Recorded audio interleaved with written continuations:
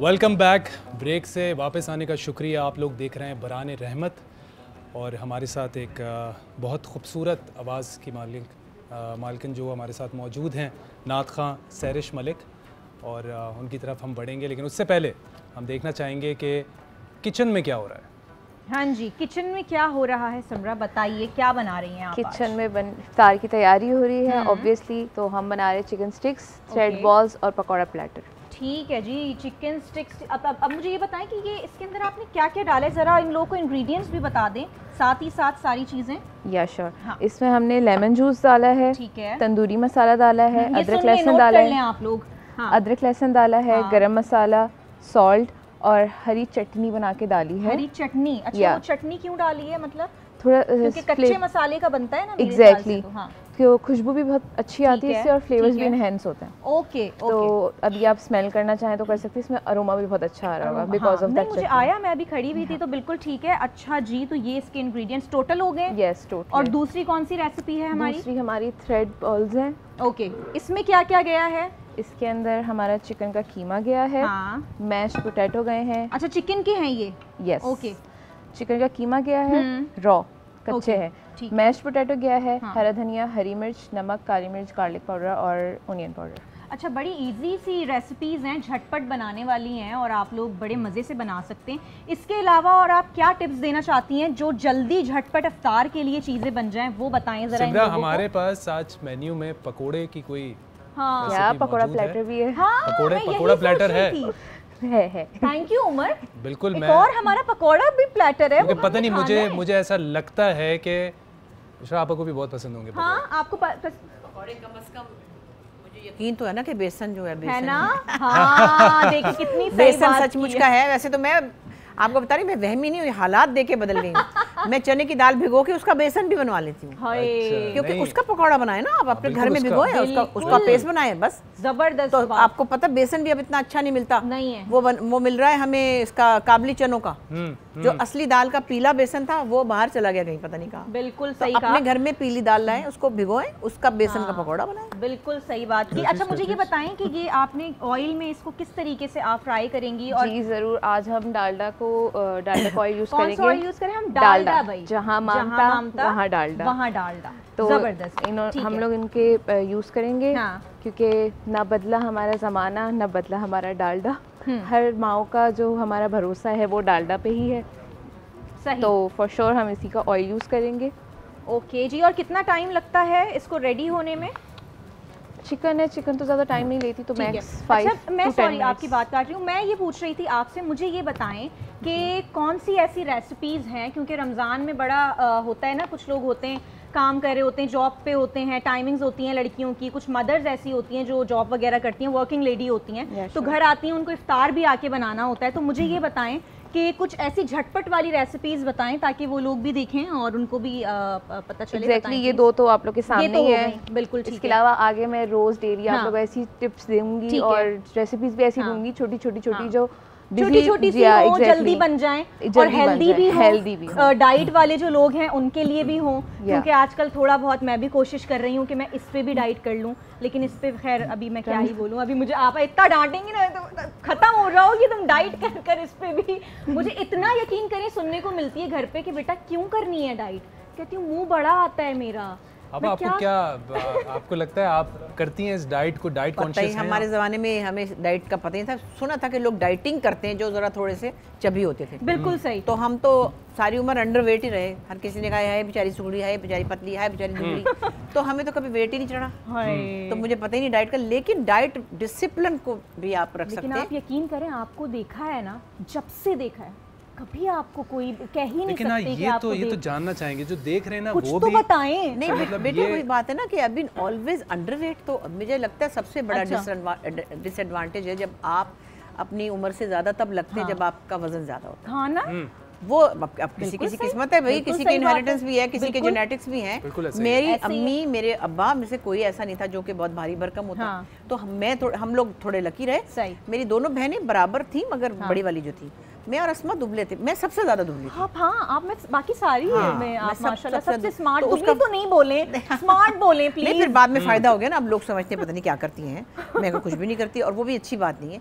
तो डाइट का मतलब मुझे तो ये लगता है कि अगर आप को वजन कम नहीं भी करना तो आप एक डिसिप्लिन ईटिंग जरूर रखें। हाँ, ये बिल्कुल, क्योंकि एक सर्टेन एज के बाद, हम बचपन में तो हर कोई खा लेता था, इधर से खाया उधर से खाया, चुग्गा मुग्गा मुंह में डाला, कभी चने खा लिए, कभी हमारे ज़माने में तो चने वने ही होते थे बुने हुए, या हम घर में आलू के चिप्स बनाते थे, बाजार से खाने का मजाक ही नहीं था। तो वो मंचिंग भी होती है, बच्चों की एक एज होती है, लेकिन जब आप थोड़ी मैच्योर एज में आते हैं तो आपको डिसिप्लिन और अच्छा साफ सुथरा अपना मेन्यू बनाना है। देखिए आप भी ये मानती हैं ना इस बात को कि डिसिप्लिन कितना इम्पोर्टेंट है। जिंदगी है ही डिसिप्लिन है, और खाने पीने का तो खास तौर पर सबसे ज्यादा, बिल्कुल, और सोने का, खाने पीने का हर चीज का अलग है। नींद, हमें लेटते तो हैं मगर नींद आती है तो देर में आती है ना। इस पे अभी हमने लंबा डिस्कस किया था नींद के ऊपर, कि रात की नींद इतनी इम्पोर्टेंट है और हम लोग नहीं सोते। अब आप इस बात से एग्री करेंगे कि नींद आपकी खाने के रूटीन की वजह से भी अफेक्ट होती है?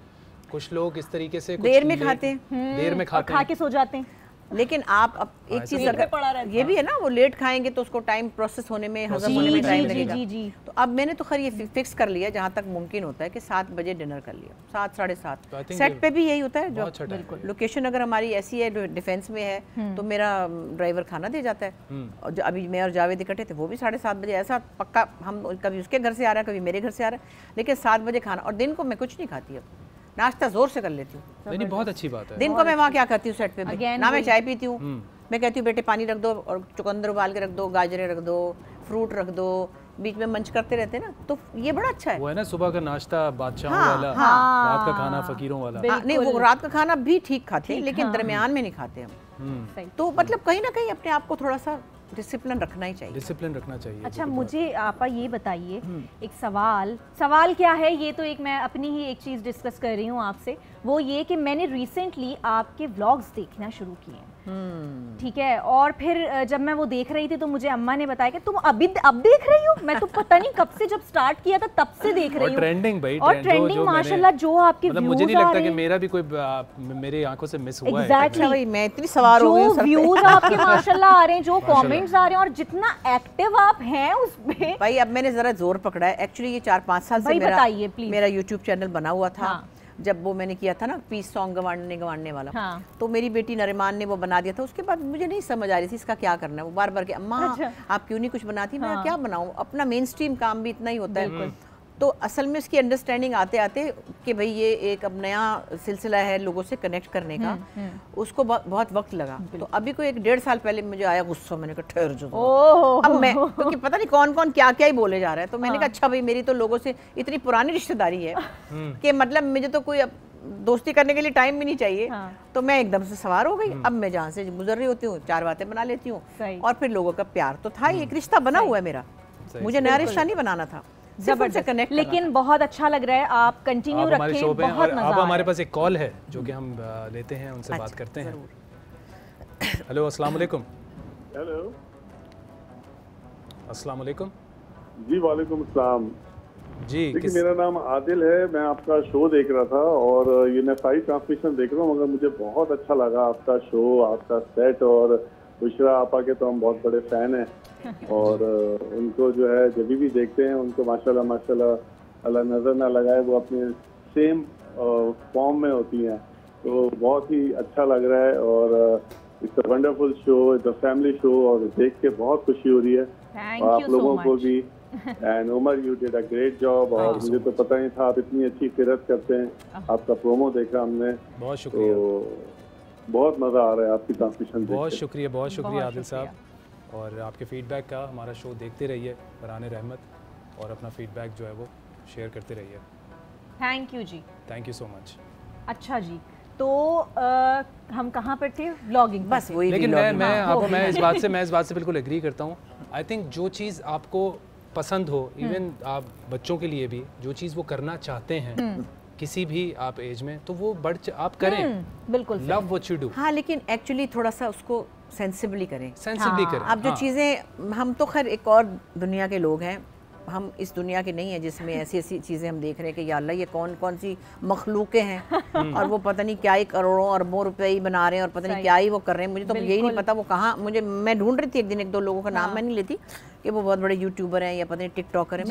मैंने कहा ये कहाँ देखूँ मैं इनको, मुझे पता ही नहीं इनको कहाँ देखते हैं और उनको कौन लोग देखते हैं मुझे नहीं पता, वो देख ही रहे होंगे ना, बिल्कुल देख रहे होंगे। तो वो जो है उसमें क्या कंटेंट क्या है, जब वो मैं उनकी कहीं बात सुनती हूँ, कोई क्लिप देखती हूँ कहीं आ जाता है, अल्लाह की कसम मैं हैरान होती हूँ कि उन पे हैरान नहीं होती हूँ जो उनको देख रहे हैं, उन पे हैरान हैं जो उनको इतने करोड़ों हजारों पता नहीं क्या उनके फॉलोअर्स हैं या क्या है, मैं उनकी सेंसिबिलिटी पे हैरान हूँ। अपना तो मुझे ये पता है, मेरी जो हाउसवाइफ दोस्तें हैं या मेरे जो भी मेरे पुराने फैन हैं, मेरे उनसे रिश्ते बने, लेकिन वो कौन लोग हैं जो उठ के आ गए जिनको कुछ बात भी नहीं करनी आती और वो उनकी शादियों पे मैंने देखा है पता नहीं करोड़ गाड़ियां हैं पता नहीं क्या, तो बड़ा हैरत होती है मुझे और अपने उनके देखने वालों पे ज़्यादा मुझे हैरत है। नहीं सही बात करी, मैं आपकी बात से बिल्कुल एग्री करता हूँ। आप हम बात को आगे कंटिन्यू करते हैं।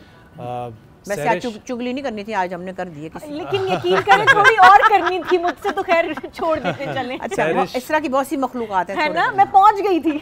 ऐसे ही हमारे साथ जो नात ख़्वां हैं सहरिश मलिक मौजूद हैं, प्लीज़ सुना दीजिए।